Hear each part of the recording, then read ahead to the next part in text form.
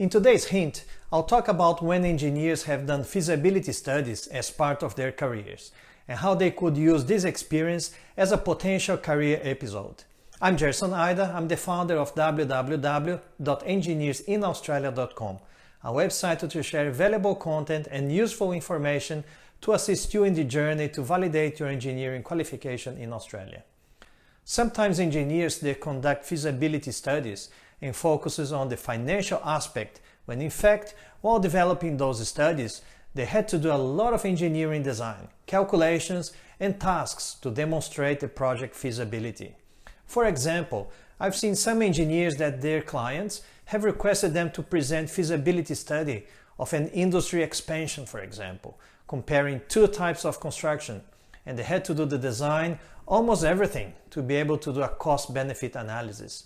They have designed the building footings, the structure, and also manage other engineers to come up with the estimates and design solutions for the other disciplines.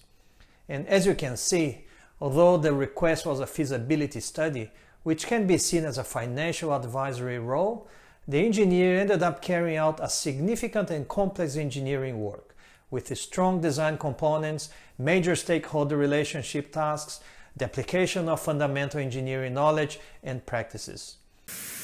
And if you think that this information is valuable, don't forget to hit the like and share with another engineer you know. So in that case that I just mentioned, when you are describing your role, you should not focus on the financial advisory aspect, as it does not characterize a professional engineer according to the ANZ SEO occupation definition for civil engineer in this case. And you should emphasize the engineering tasks and studies that you've done to be able to reach your feasibility conclusion.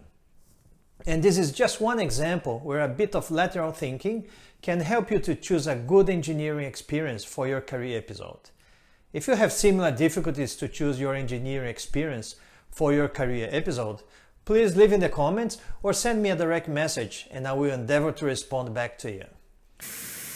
And for more hints like this and much more information, register to the free online workshop, 11 Days of Engineering Qualification Validation in Australia. That will be happening soon. The link is in the video description. And make sure you confirm your email address by clicking on a button that will be in an email sent to you soon after you submit your workshop registration. If you don't confirm, your registration will not be finalized. The free workshop dates will be sent to your email inbox, so please save my email address in your favorite contacts. Thanks for watching and I'll see you at the workshop. Bye bye.